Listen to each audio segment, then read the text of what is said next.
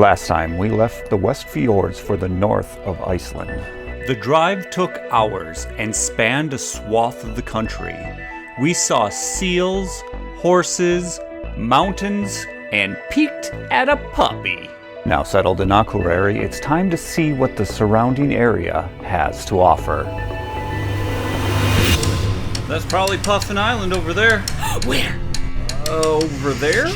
I want to see puffins.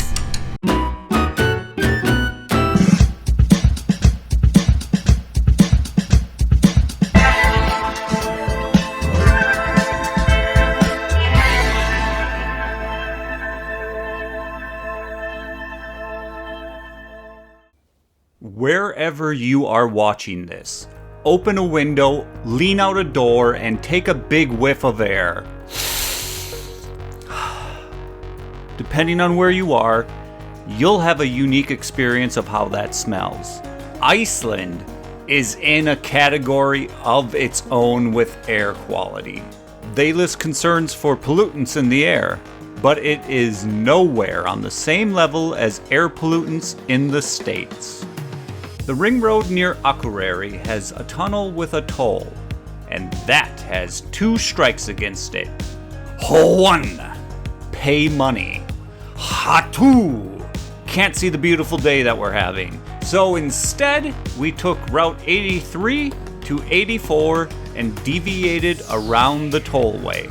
The other option would have been Route 832 with a whole bunch of switchbacks. But Bethany decided against it because of snow and ice cover on the road. We only stayed on Route 1 until 85, and that is the route we took to Húsavík. Now, this year, a couple of travelers made a big deal about the Eurovision movie and this destination.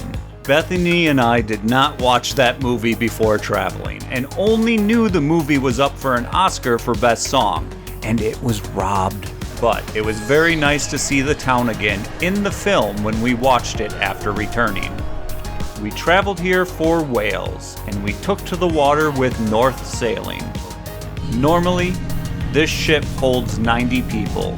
We maybe had 30 on the trip, which gave everyone room and no one was kept from having a place to sit or stand.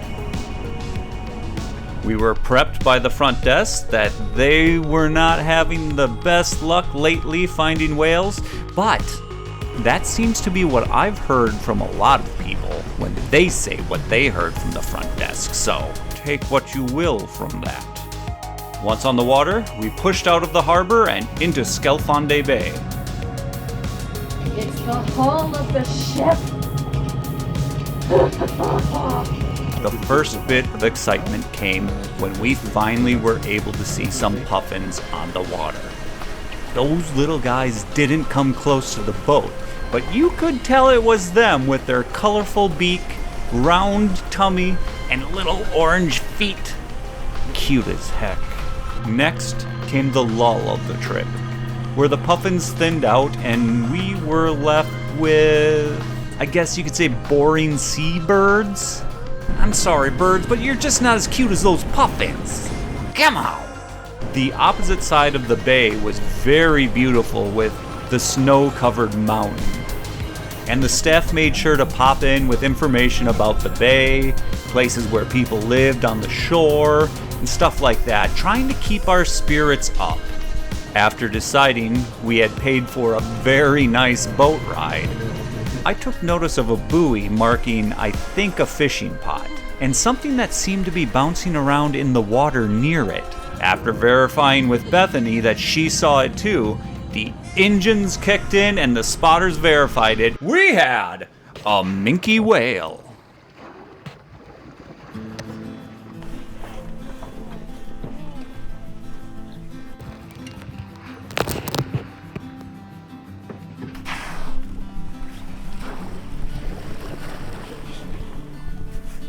Not as big as other whales, minkies can reach up to 10 meters in length and weigh around 10 tons. This one seemed to be messing with the fishing pot for either fun or trying to get something out of it, and we were pulling up to say, "Hello."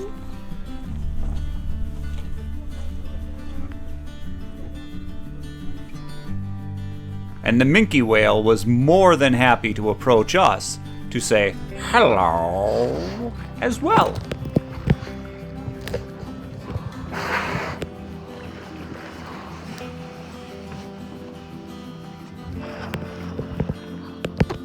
Bethany ended up taking a seat with some ladies at the stern, and I moved around trying to get some interesting angles, but settled into a spot I felt was good for the action near the bow. Racing around the ship for a view isn't necessary if the whale is sticking around.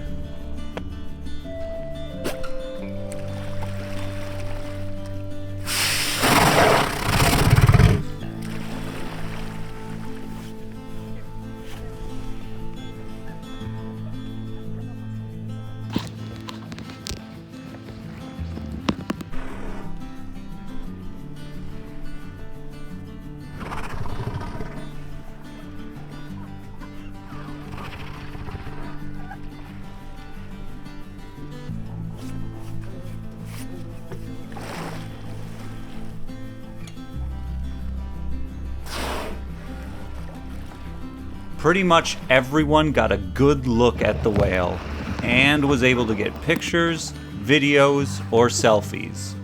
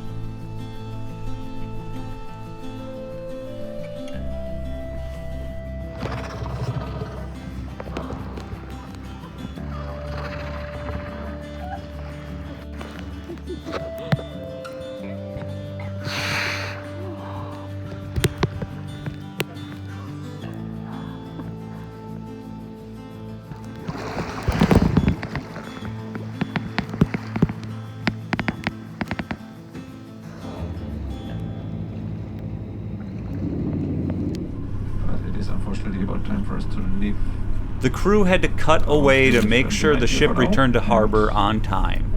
I'm sure they would have stayed if they could have as well. On the way back, they handed out hot chocolate and a cinnamon bun. And I was able to spot a harbor seal along the ship as well, verified by the spotter.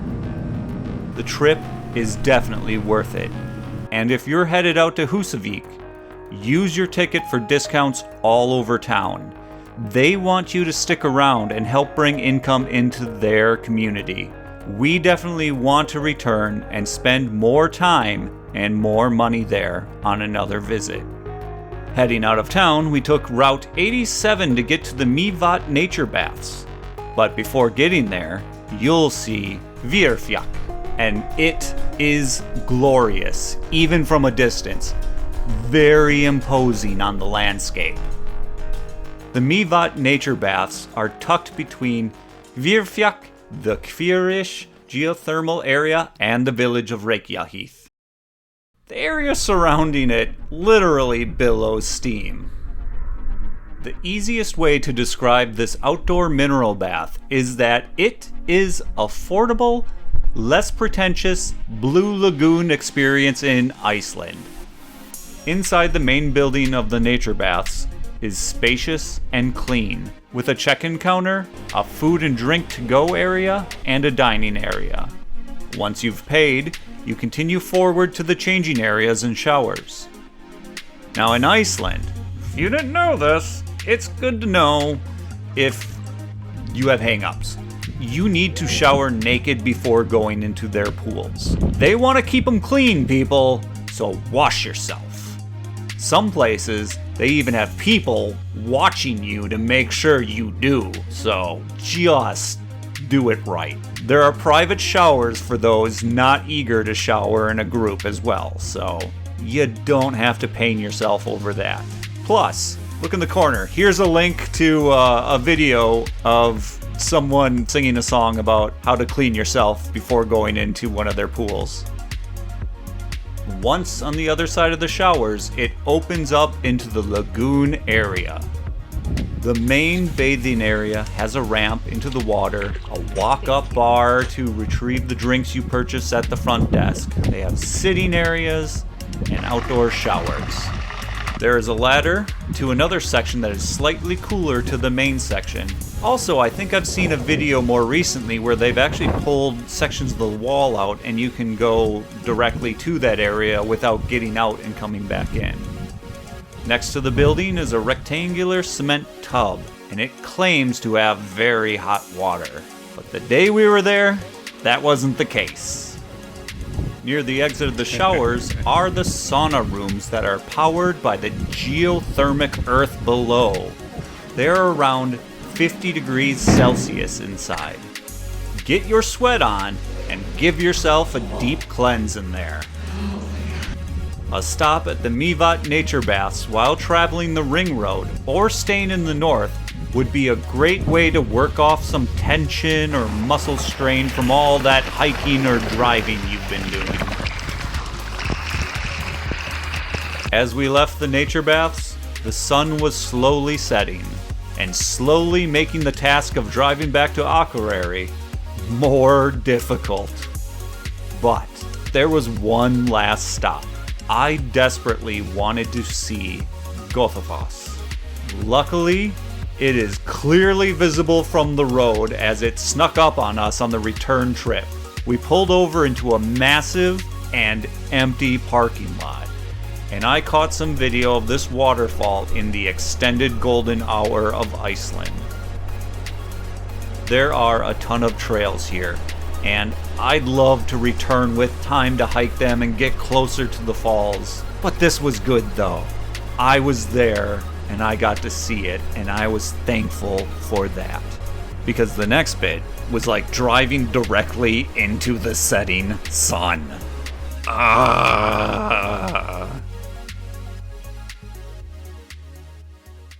Next time. We get roadside assistance on the way back to the Reykjavik area.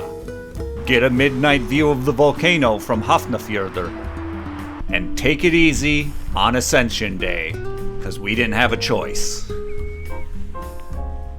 Come back next time for more Iceland 2021.